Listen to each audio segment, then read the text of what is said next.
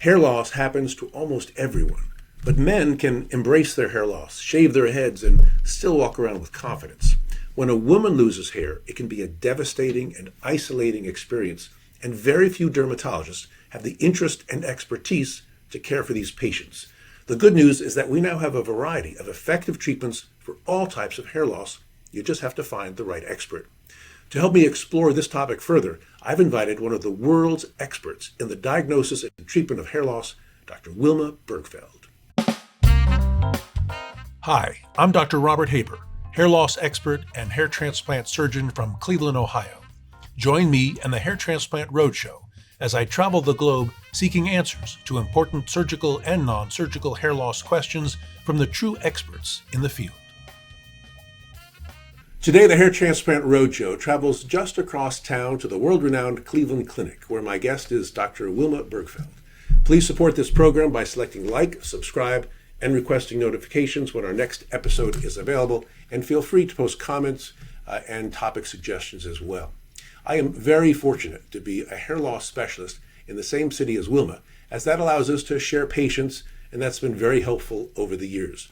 Dr. Bergfeld has been an internationally recognized expert in the field of hair loss for a career that spanned decades, in addition to her expertise as a dermatopathologist. I could spend 20 or more minutes just listing her accomplishments, so I'll summarize by noting that she was the first female president of the American Academy of Dermatology. She served on the Board of Trustees and the Board of Governors of the Cleveland Clinic. She's a clinical associate professor of dermatology at the Case Western Reserve University School of Medicine. She received the American Academy of Dermatology's Master Dermatologist Award in 2012. Wilma conducted the original clinical trials demonstrating the effectiveness of topical minoxidil and has researched finasteride, photobiomodulation, and more. She's published hundreds of articles, books, textbook chapters, and I'm sure delivered easily 1,000 or more lectures around the world, and she's not slowing down. At this year's AAD meeting in San Diego, I saw her in the distance walking to her next lecture, and I tried to catch up to her to ask a question. I'm a New Yorker, known for walking fast, but I couldn't catch her. She had disappeared into the next lecture hall. And early in her career, Wilma was also a very skilled hair transplant surgeon, and I had the pleasure of caring for some of these patients over the years. It's possible that no one out-credentials Wilma Bergfeld, and so it's an extraordinary honor to welcome her as my guest to discuss the important topic of hair loss in women. Hi, Wilma. Hi, that's quite an introduction. Thank you very much. Well, I had to trim it down. I couldn't have, no need to embellish. I just had to trim it down. Wilma, when did you decide that hair loss was going to be a big part of your career? Well, I've been in practice now 60 years, which is a long, long time. I'm being awarded an award by the Cleveland Clinic here soon in October for being the longest practicing physician at the clinic. So when I was a resident in dermatology at the Cleveland Clinic, I was serving under John Hasrick and then under Henry Rennick. And I was one of 2 dermatology females in the department, and I actually was the 5th woman at the Cleveland Clinic on staff. So anyhow, when I was practicing, the fellows, the derm male colleagues, kept passing over all the hair loss patients to me. And then I was at a meeting, and I met the head of Duke's dermatology program. And he said to me, Wilma, you should do hair. And that was it. I had a big volume at that time, and I had endorsement by a leader in dermatology. And at that time, not too many people were interested in alopecia. When I was president of the American Academy of Dermatology, the thing that came about was that we were doing a survey to see where dermatology impacted. And we were thought to be cosmetologists, but we were MDs, and we were trying to send that message. And when we did this survey, we found out that we owned alopecia at 90%, and that was the thought of the public about us. And we did not own acne, which is a high part of our practice, and we only owned it at 40%. So there has been a move in dermatology to train more dermatologists in the areas of alopecia. And what I like to tell my residents is that everything that happens in the body, on the body, can happen in the scalp. And so you have to be a medical dermatologist, you have to be vigilant about your inspection and your workups. Hair is so important. We're hair loss specialists. We're still an odd little subgroup of the field of dermatology. There's not a lot of people that choose to specialize in hair loss and hair loss treatment. Well, a little This, bit more since the Jack's been available for alopecia areata, which is, revolutionary for very much. that inflammatory hair loss disorder. So this is a big topic. So I'll be dividing this interview into three parts. First, focusing on female pattern hair loss, then stress-induced hair loss, and finally scarring hair loss. So we're going to first start with female pattern hair loss. We're not going to get to alopecia areata. Maybe we could do that at a later date because there's so much to cover. So first, for our listeners, what's the difference between male pattern hair loss and female pattern hair loss? Well, the difference clinically, and that is as what you see, is that the patterns are different. In the female, it's more of a diffuse loss over the top of the head, where in the male, it's patchy. And they have either frontal hair loss or back in the vertex hair loss or complete hair loss on the top. Now, that has been shown to be due to the processing of testosterone and the enzymes. So there are more DHT receptors and enzymes in the male than the female. The female has aromatase, which is a conversion of testosterone to estrogen, which protects her somewhat. Now, is that to say that females don't get a male pattern? No, because some females will. So clinically, we have a different presentation. When we get down to laboratory evaluations, there is a crossover that they have very many things in common as abnormalities in their hormones, sometimes in nutrition, and also hereditary. And in fact, we have to remember that polycystic ovarian disease is pretty prevalent in the population, representing 12 to 15% of women. And many of these have hair loss. But their men carry that gene at 4% in a family. So we do have this crossover where they have very similar features laboratory-wise. Also, we look at other things on the body. What is the hair's presence on the body? Are they hirsute or hairy people? Do they have acne? Are they obese? Do they have diabetes? Do they have thyroid? And I can go on and on and on about what else is there in a hair loss patient, female pattern and also in male pattern. Yeah, we have the general categories, but it's deceptively complex. And I believe that the generally quoted incidence of hair loss in women is too low. If you go back to the original research by Hamilton and Norwood and include the earliest and mildest forms of hair loss, I find that about 80% of women experience hair loss at some point in their lives. And that, of course, keeps both of us very busy. So what causes hair loss? Why do women lose their hair? Why do so many women lose hair? Well, let's look at age differences maybe. The pubertal woman, which is ages of 11 to about 13, that woman or that young girl can begin to lose hair. And what we see in that particular instance is there's a strong history in the family of hair loss and that they have a high elevation of DHES, which is an adrenal hormone. They may also have, like all women, if they're diet restricting, some nutritional problems. But at puberty, we begin to see the features of female pattern hair loss. There's another peak somewhere between 20 and 30, and there, of course, a big peak at menopause. Now, I have patients at menopause when the hormones are all down, and like I say to the women, your ovaries are now raisins. They're not putting out anything for you to support any structure in your body. And at that time, some women will lose up to 50% of their scalp hair. And then if we even go later, 80 years old, we have a problem what we call senescent hair loss, where the hair follicle just poops out. It is no longer able to reconstitute itself to regenerate. So we have these different time periods where we see different things. Now, I guess I'd segue over to the male. That happens in the male as well, those time periods. There was an article in the New York Times this past week about two rapid aging periods in our lives where instead of a slow, gradual aging process, there's an accelerated aging period at the age of 44 and again at 60, which I haven't specifically looked at my patients in those age groups to see if that's when they're presenting, but that might also affect hair I loss, I think imagine. that's in the time period I'm talking about. Yeah. Then it's So, very so profound. I mean, you touched on diet and stuff like that. Lifestyle. So does lifestyle play a major role in terms of diet and behavior and activities and overall health? And if so, what recommendations do you give your patients about their Well, lifestyle? I absolutely inquire about lifestyle, and I inquire about diet. I weigh all my patients and do blood pressures in all my patients to get a sense of anything going on that's just sort of general that I can adjust and attack. I take strong family histories because what you are genetically is in your history, and I need to make sure I know what's there.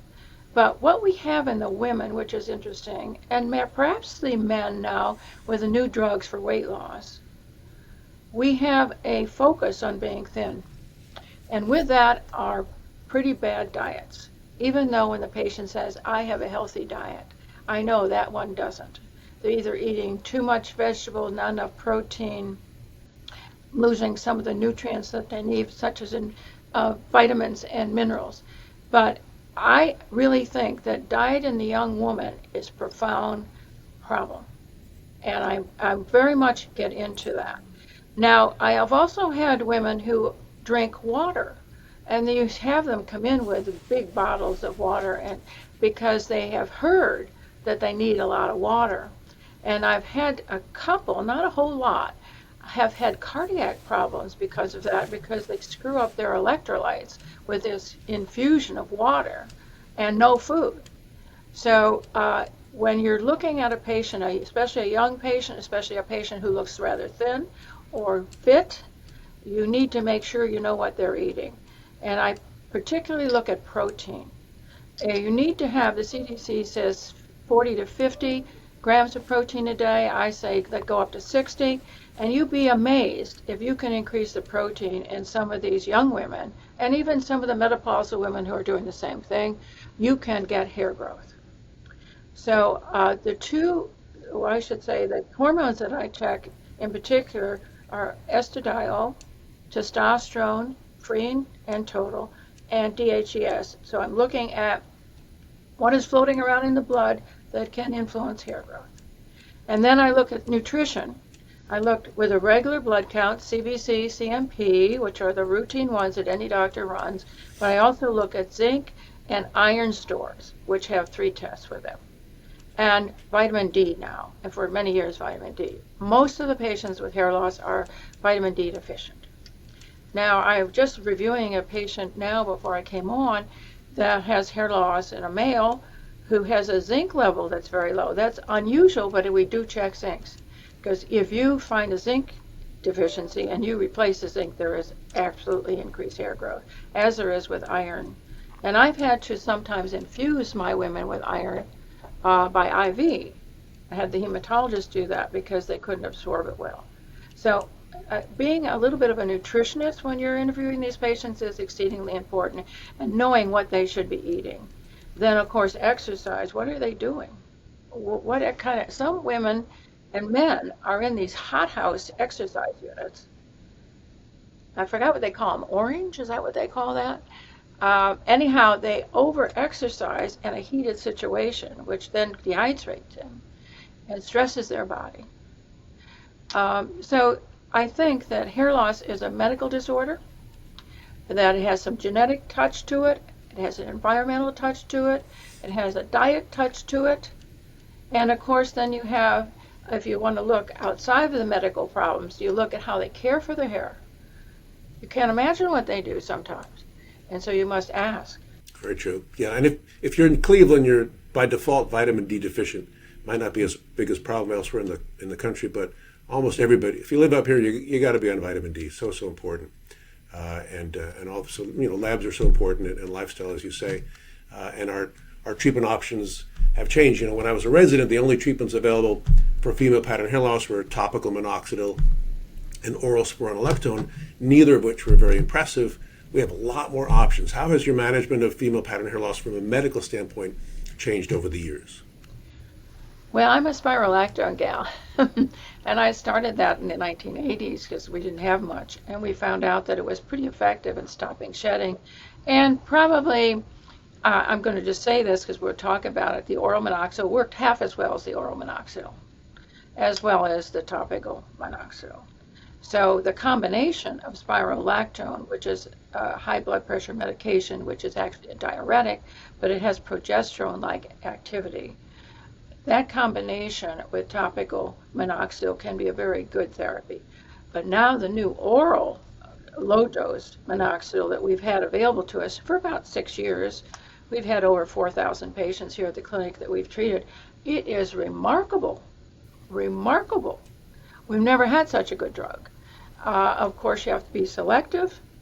We are also treating pediatric patients with it, and we're also treating other inflammatory disease, scalp diseases with it.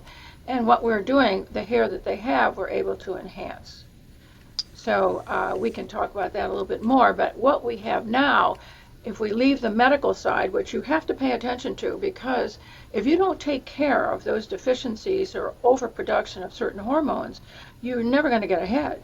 So you must, in a baseline, make sure that you are taking care of their medical disorders, even though they don't know they have them. You can tell by looking at them as a physician that there are some other things going on with this patient. The minoxidil is the next step you might use, the oral minoxidil. Yeah, I mean, the biggest mistake people make with spironolactone is using too low a dose, and I learned from you to use big doses, 100 milligrams twice daily, if it's going to be effective. Yeah. So I still do that, but yeah, nothing. The oral minoxidil has eclipsed everything else that we do. Works fast. There are issues. There are potential safety issues, and I think some people are a little bit too gung ho about going up to high therapeutic doses. There's a reason why cardiologists don't like that drug, but it's been a game changer. Now, I assume you'll face a problem that I see all the time. A woman will come in to see me and we'll review what she's tried so far, and it will include tea tree oil and collagen supplements, biotin, PRP, coconut oil, and whatnot. And then I ask, have you tried topical Rogaine, which of course is the only still FDA-approved treatment for women? They generally say, oh no, I don't want to use that. If I ever stop using it, my hair will fall back out. So they haven't used the one FDA-approved treatment. They have these concerns. How do you respond to women that don't want to use these effective medicines? Well, I too am floored at sometimes what they're using, but the internet is so wide with hair growth products, and they are searching, so they're all on something. But as you stated, the FDA has only approved one drug. They don't even approve the hormone replacement for hair loss, which has been helpful. So yes, we have all kinds of literature that supports some of this, but not all of it. But I have to go through the litany of telling my patients that if they're going to use topical minoxidil, they have to use the 5%, which is the strongest. And then we have options about the vehicle, meaning is it going to be a spray, a foam, a liquid. Now my black patients prefer the liquid, the propylene glycol-based product. My Caucasian or light-skinned patients prefer the foam. The propylene glycol works a little bit better than the foam, but both will work. But really, compliance is a problem. Compliance is a big problem. And no woman who has a hairdo wants to put something in her scalp twice a day. And so that, I think, is why one of the reasons that minoxidil oral took off. Yeah, other than patients that for whatever reason can't tolerate the oral, we've almost completely moved away now from the topical forms of minoxidil. Now, you've been involved in every research project imaginable. Has any other drug ever come close, do you think, for getting approval for female pattern hair loss that you've studied? Actually, no. A couple of them failed. We had a prostaglandin that was like Latisse that they had used on the scalp, and that one never came to market. Now there's a new prostaglandin out there by one of the companies that's going through clinical trials that could. There's a new acne therapy that's hormonal therapy that may come to a hair loss therapy, but nothing is near FDA approval. Nothing. It's been so frustrating, and it's It's a population that so desperately wants the drug, and of course there's untold billions of dollars if someone came out with an effective one. It's just been very frustrating. Well, I think that we could mention that there's a lot of compounding being done with some of these compounding chemistry labs or pharmaceutical labs, where they're putting everything but the kitchen sink in the topical. And we have patients liking those, and we have some good results, and we have some literature to support some mixtures like minoxidil and finasteride, which is Propecia, and then a hydrocortisone or maybe some other biologic agent, and growing hair. We have some reasonable data coming through, but no one going for FDA approval. And in fact, oral minoxidil probably will never go for FDA approval. The reason being is they're already making a fortune. Why would they do a study? Now, the person who started the low-dose oral minoxidil as it is today, because we did have someone earlier, Virginia Fiedler out of Chicago, suggested that in the late 1970s, early 80s, that maybe we should use it orally. But it was patented for topical at that time, so that's where they went with it. But Rod Sinclair out of Australia, he is not, I guess, restricted like we are. We have to go through the FDA. They in Australia have a lesser restriction. He's been able to study it, and now he is looking at a sublingual tablet at much lower doses that's effective. And that will be patented, and that will go through FDA approval over time. And the FDA in the U.S. does accept the Australian studies, because I've worked with that a little bit. Part of the issue is cost, of course. All those compounded products typically cost at least $50 a month, whereas oral minoxidil is less than a nickel a day. Pennies. So it's the cheapest and most, from a cost benefit standpoint, it's hard to beat oral minoxidil. What about photobiomodulation and growth factor treatments like PRP and exosomes? Well, they've been very interesting, and here at the Cleveland Clinic, I don't do them, but Dr. Catapult does them in our plastic surgery, does some of the PRP stuff.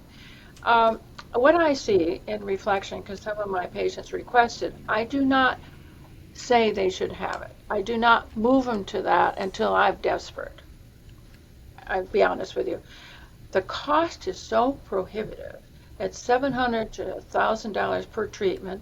They need at least 3 treatments to begin and then 2 a year, at least, and it needs to continue forever. It's going to break the bank. So, and the exosomes sort of fall into that group. They're all showing some merit, but no studies. Yeah, I agree with that, and it's frustrating that some doctors have sort of started treating hair loss purely in order to offer PRP as a first-line treatment. I do the same thing that you do, and I have a handout that I give my patients, and I explain the first page of my handout, this is my cheap side. If I can keep you on the cheap side and cost you $50 or $100 a year, I'm going to keep you here. The second page has all the other stuff that we can do, but we try to keep you off of that page. So the expensive stuff that we do offer is never offered for 3, 6, 9, 12 months. We satisfy almost all of our patients for a lower price point, which I think I need to respect that, because this is a forever treatment. We're not curing hair loss, we're treating it, and they're on this medicine forever. And we both treat very young women with pattern hair loss, and they have to face a lifetime of therapy.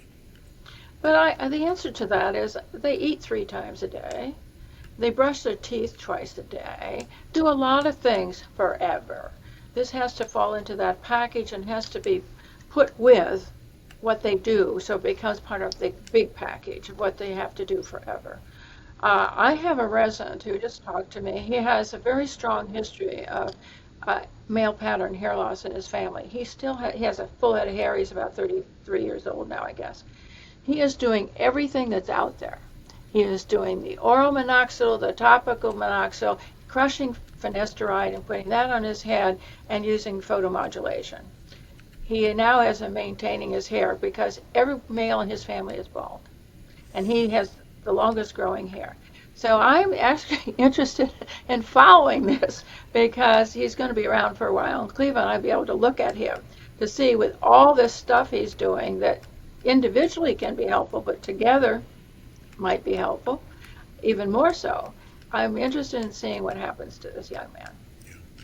Unfortunately, many women with female pattern hair loss are surgical candidates also, so after we've grown as much hair as possible with medications, if they still need more density, we can often add that with a hair transplant. I think that's a very good option, and I think once we've gotten the medical part settled, we've started them on some hair growth kinds of medications, and then maybe a year later, after you got everything stabilized, to see if they need some fill-in. And I've been really impressed with the micrografting. That's so beautiful. And when we used to do it, they were pretty big grafts, and they weren't so beautiful. But these are so beautiful that I think that the women who can afford it, you might want to talk about that, can afford it. It is a really nice option. It is. It is. We're moving tiny little bundles of hair, and it looks very, very natural. It's expensive, though. You're quite correct. Again, I push that down. We talk about surgery in women much later in their treatment course than for men, just because a smaller percentage are going to be, candidates. It's an easy group to take advantage of, and so we're going to be very, very careful not to do that. And not all women, a man can walk around with a bald head, and that's not, a big deal. A woman can't. So we can't. And I could take a bald guy and put him, give him, 1,000 grafts in the top of his head. He's thrilled. A woman has different standards. We have to recreate the original feminine hairline, which is not easy to do. So it's a very particular challenge and important. We could talk forever about this topic, but unfortunately it's time to bring an end to part one. I want to thank you, Dr. Bergfeld, for discussing this important topic. In the next part of the interview, we'll talk about stress-induced hair loss, also called telogen effluvium. So look for part two of this topic on the Hair Transplant Road Show, and we'll see you next time.